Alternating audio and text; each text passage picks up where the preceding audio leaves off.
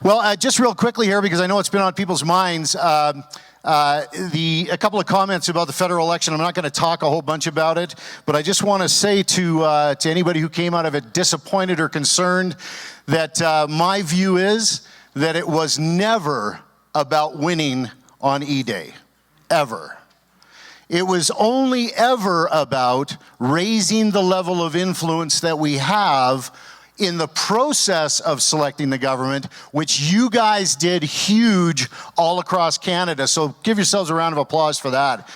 Another thing I want you to know about the election is that our work was not finished on election day. As a matter of fact, it only began whenever there's an election in Canada, whenever there's an election at any level of government, it always creates incredible opportunities in so many areas. And oftentimes, what we'll do is we'll do one of two things. When we win, we disappear into the night and go, oh, that was great, fantastic, see you in 4 years.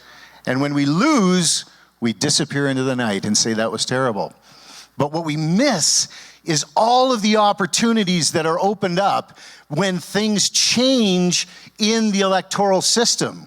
We have all kinds of new members of parliament that are on Parliament Hill that we can establish relationships with. And I'm talking about real relationships, not those phony baloney ones where you show up and you go, this is what I want, and you pound your fist on the desk and you say, this is my belief and this is I want to be respected. None of that. I'm talking about genuinely thanking and honoring and caring for the person who has sacrificed much to sit in that chair, even if they don't wear the color you support. So that's one of the opportunities. So fair warning this morning for those who know me, I may mention politics and government at some point. If we could start with the first slide, so we're clear on why it is that, why would we talk about politics and government? Because civil government, which is established through processes that are political, has the power to make decisions that are going to impact the lives of our neighbor in either a positive or a negative way. And I'm going to say that again because that's critical for you to know that I'm not a guy standing up here that's going to lay down some kind of a plan so we can all have a rally and party one day because we won. That's not why we're here. We want to accept and understand that civil government, which is established through processes that are political, that's why we don't shy away from the political process. That's how we get our civil government. But they have the power, once they're elected, to make decisions that are going to impact the lives of our neighbor in either a positive or negative way. And we want to be there to have influence on those decisions. I am called to care for my neighbor, and so are you. You're called, in fact, to love your neighbor in a way that is compassionate, a Jesus kind of love. And it was actually here last year when Dr. Hill spoke, when I had an opportunity for this massive light to go on over my head, when he defined the compassionate love that Jesus was talking about for us. And I have taken that's been embedded in me, and that is my definition now. What he said he said that when you have a sympathetic consciousness of the distress of others like Jesus had, and you couple that with a sincere desire to alleviate that distress, that is compassionate love of Jesus, which you all have inside of you. And so for you to look at this political spectrum and go, that's not for me, then you're not looking at the guy next to you. You're thinking about yourself, right? All right. So here are my goals with the workshop today. First is to establish a relationship with you that will continue beyond today and that adds value to what you're already doing.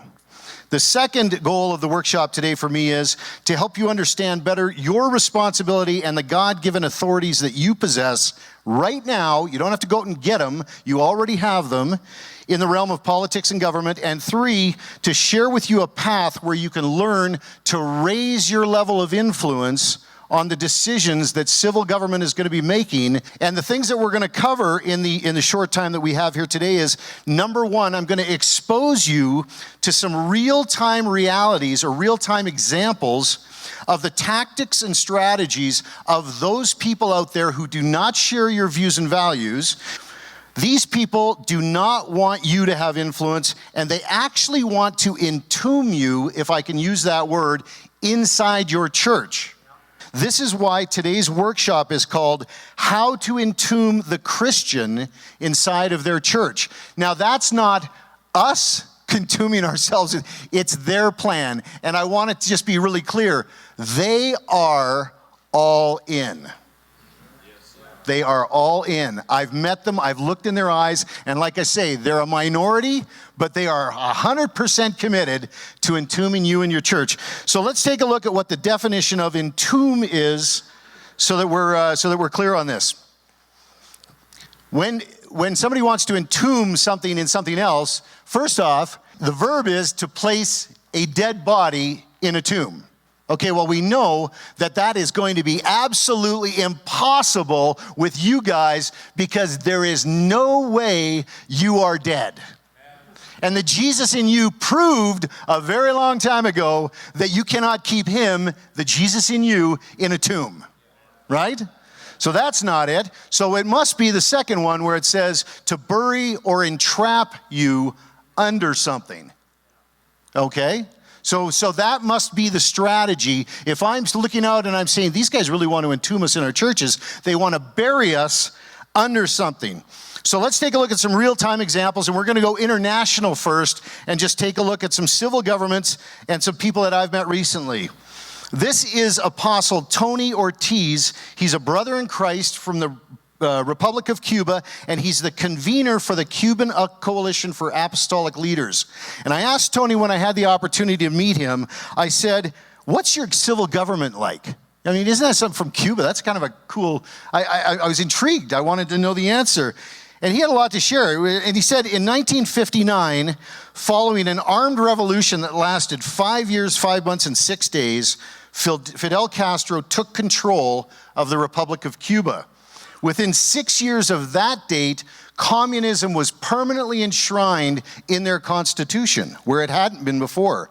Now, the Cuban people that he actually is in control of now is made up of 65% Christians. That's what the stats show. 60% Catholic Christians and 5% Protestant. And at the time Castro took control, this is really interesting, there were 53 denominations in Cuba in 1959. And today, if you go down to Cuba, there's 53 denominations in Cuba.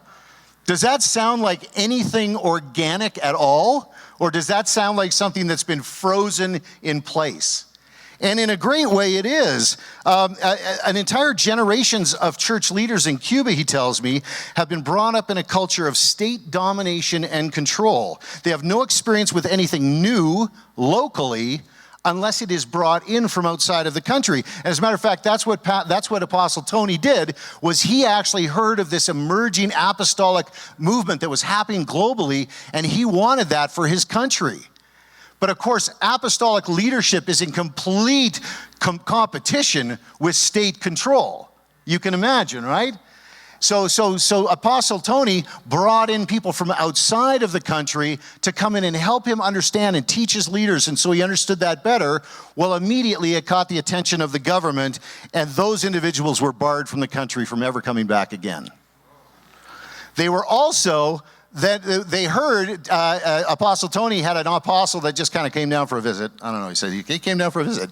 And if while you're here, can we do a couple of meetings, that kind of a thing. The state found out about that. Military police showed up at his church, surrounded the church. They had rifles, all of them. They surrounded the church, and they called with a bullhorn that said, "Bring out the apostle." Can you imagine? Now, of course, Tony, he says he's got a few friends, and they knew that they were coming, so they spirited the apostle away, and they had the meeting elsewhere. But he did have a show of force. Apostle Tony also told me that he wrote a book. He said, but you can't write a book in Cuba very easy because you need to get it published. You need to actually get a book printed by somebody somewhere, and all of the printers are state controlled. So he had to get it printed by himself. He actually participated in printing the book himself. Well, the state found out that he wrote a book on developing character, which is what it was about, and they came and they said, we need to see your book. He'd printed 1,000 copies himself. And so he showed them the book, and they read it, and they came back and they said, we need to see the 999 other books that you printed. And they confiscated the books and burned them in the streets. He also, every month, the police show up at his door and they arrest him, take him to jail, and interrogate him. Every month, once a month. It's a regular thing. You can almost set your clock to it. And you know what? Tony said, he says, it's probably a good thing that they arrest me because in the 15 provinces in Cuba right now, we have 8 apostolic ministries set up in 8 provinces of the 15. And it's growing all the time. You can't keep this, you can't shut this down. So now let's take it back home because we're going to come back to Canada here. Because I want to, does that sound like, can you see that people are trying to be buried or entombed or entrapped inside of their system as Christians? But is that even possible that that can happen back here in Canada? Well, let's see if we can find some actual evidence of what might be going on out there that can lead us to believe that it is happening here in Canada. I'm going to show you a quick video clip, and I want to before I show you the clip, whenever I show the clip of someone speaking, I want to make sure that we are not in our minds or hearts or spirits vilifying the person. This is just an example of something that someone said that we have to be very aware of. Now, this person may not share our views and values, likely doesn't, but within the time this video was shot, he could have met Jesus. You know what I mean? Like, I just don't want to vilify the guy, right? But it gives us an advantage to listen to what he says and be able to pick it out of conversations because this guy's slick.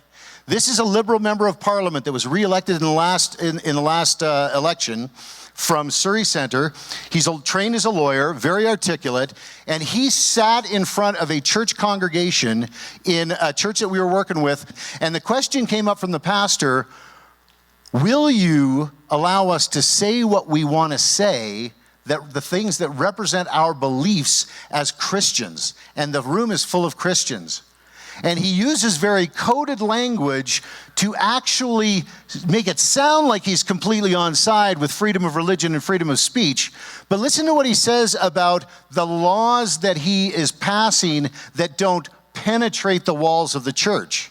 In other words, you'll listen to him and you'll go, wait a second, what he's really saying is, go ahead and do whatever you want inside your church. Talk amongst yourselves all day long if you like, but don't bring it out into the streets. Very threatening word, but let's have a look at this and just give it a listen.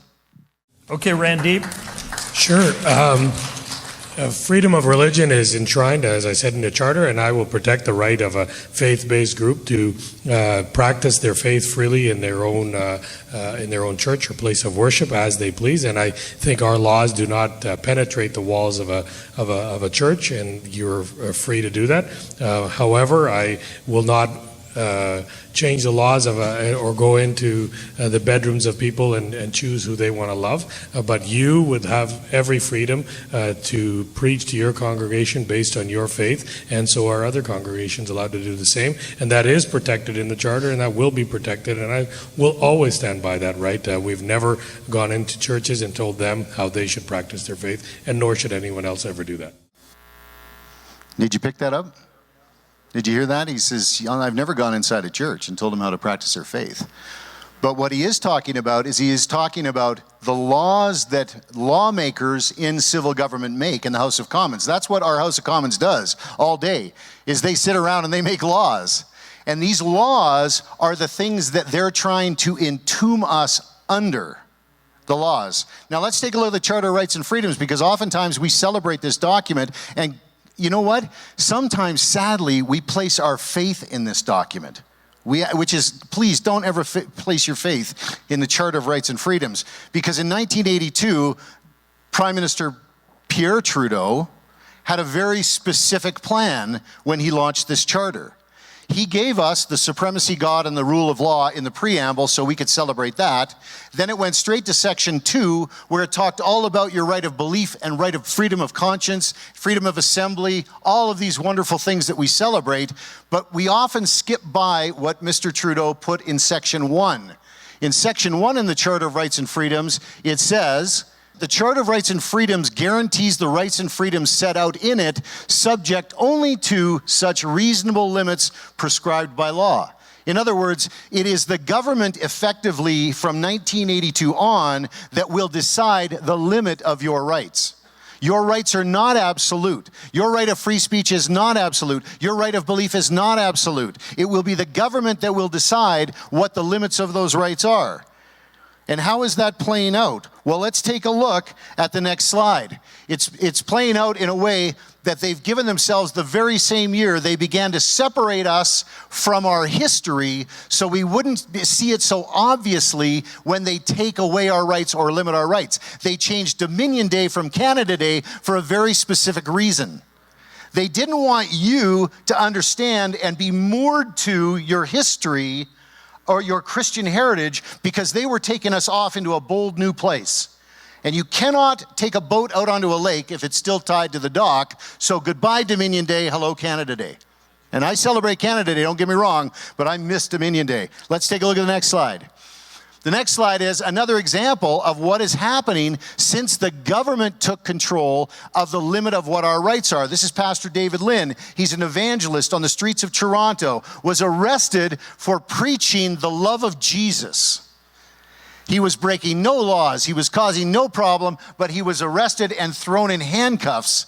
And when he was released with conditions under the law. And the conditions under the law was you cannot preach the word of God here on this day during this time. And if you break the law, you're going to get thrown back in jail. And these are conditions that can be expanded at any time. They could say, you know what, it's not just here anymore, it's here and here.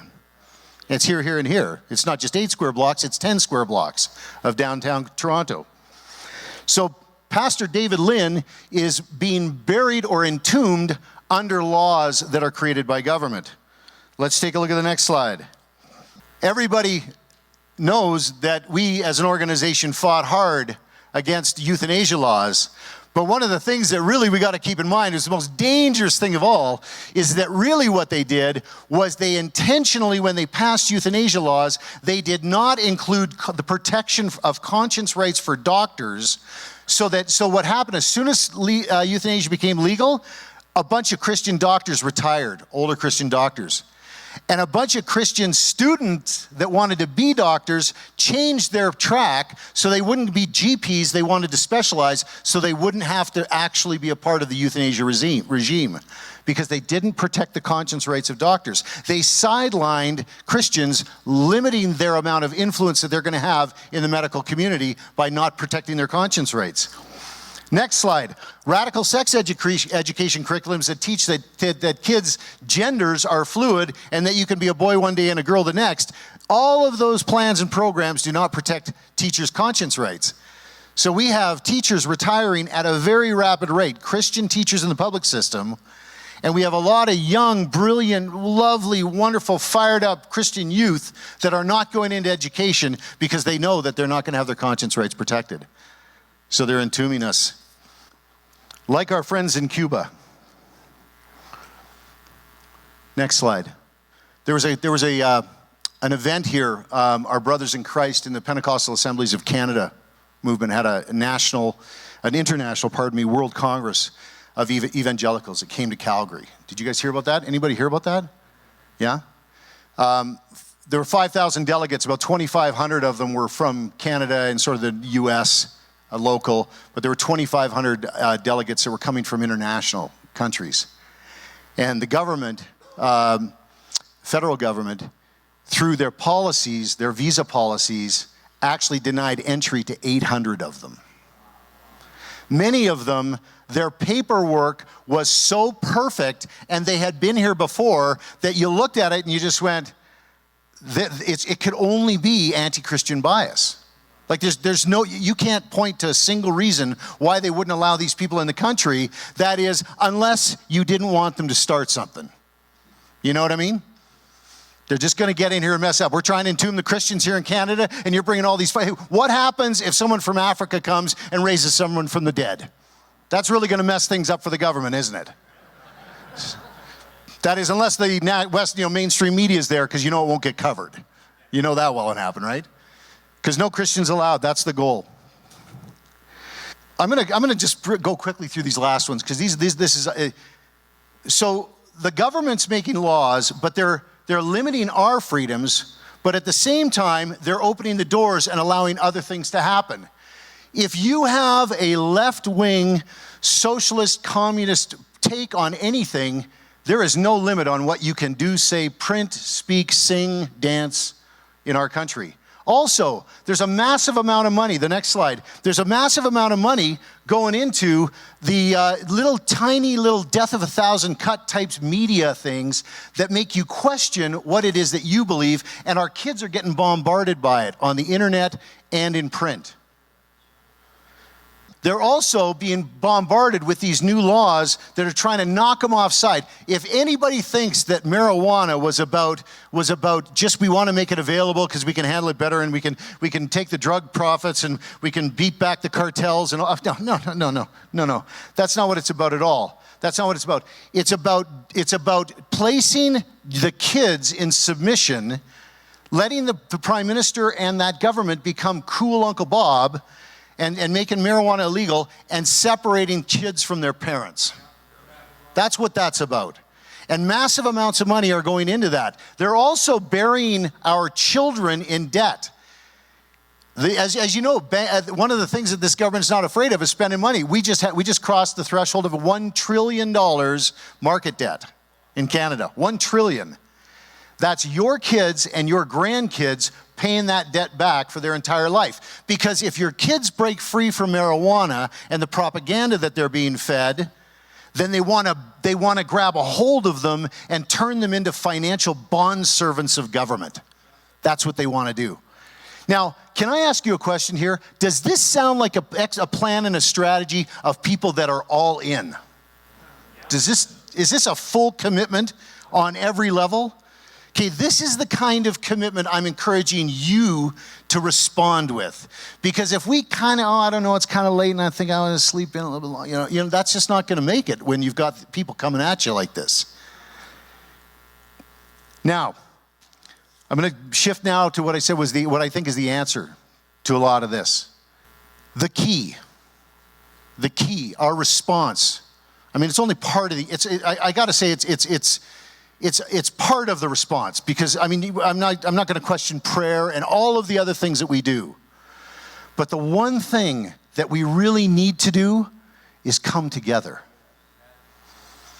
Because this isn't the period of time for lone wolves out there. We've all watched our kids that stepped out just outside the herd, or maybe gone to the edge of the camp, and the enemy is circling our camp and snatching them up as soon as they have the opportunity. We want to stay in tight. We want to come together. We want to build those bonds. And we want to rally around the things that we share in common, the things that we believe in. We want to set aside anything that can cause division in our camp and come together around the things that we believe in. And that's what the National Leadership Briefing is about. Canada Family Action, and as I mentioned last year, in the fall of 2016, took a serious turn to the right, I guess. We'll call it right. I was going to turn to the left, but I don't turn left. I turn right. And we actually were a little frustrated about that we weren't really achieving the degree of success that we wanted.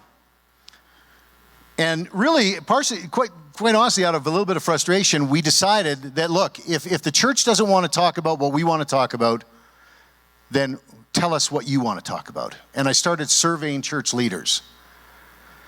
And I asked them, I said, tell me what are pressing issues to you, but I'm going to ask you to tell me the answer in using secular language. Please do not use Jesus said. That's just not I can't use that. And I actually asked them, I said, make sure it's something that you can defend in the street. Whatever your challenge is, whatever your position is on the challenges, make sure it's something you can defend in the street. And when we got all the data back, what you see on that card that's on the 4 pillars and the ones behind me here, this is what they told me. They said, Doug, sincerely, as parents, we just want to have the right to raise our kids the way we want. Do you think Kim's kids want their kids raised the way they want? You guys want to raise your kids? Do you want your grandkids raised the way you raised your kids? Well, that was of primary importance to the church. The second thing is that they just wanted those that we elect to civil government to respect and defend our right of belief and freedom of religion. Now, I said respect and defend. So it's not okay for a government leader to sit quietly by while somebody is attacking our freedoms. Passive government officials is not okay with the church. The third is that the laws and policies of civil government must provide for the safety and security of the citizens. And the fourth is especially the vulnerable among us. That was a key thing for the church. And the fourth was that it is inappropriate for civil government to heap debt upon the backs of our children and future generations. I listened to them and I said, you know what? I'm going to do what you want to do. I'm not doing what I want to do anymore. I'm going to do this. I'm going to dedicate all my time to this. I'm going to bring everybody together. We're going to set everything aside, and I'm only going to focus on this. And we are going to advance these pillars in government, in society, in culture, in every way I possibly can, and that's where the National Leadership Briefing came from. Once a month, on the first Friday of every month, Christians from across the nation set aside everything that they can possibly think of that could divide us, crossing denominational lines. I've even got Jews on the call. And because they believe in these same things. And we teach and train people how to advance these ideas into society, culture, politics, and government. That's what we focus on. And we stop making some of the old mistakes that we made, and we start making better decisions, and we think more strategically now, and we work as a combined unit tactically, together. Our unified voice is the scariest thing to the leftists in this country. I'm telling you, they do not want you to wake up. They saw what you did in this last election, and there are meetings going on all across the country right now trying to figure out what just happened. You won the popular vote. You got more votes than anybody else on the right side of the spectrum, yet the government is still in power. You don't think that shook a tree in Ottawa? There's meetings going on, but you know what? They're coming for you now. They're coming for you. They're going to try and dismantle you, your family, and the church because you hold God above the state.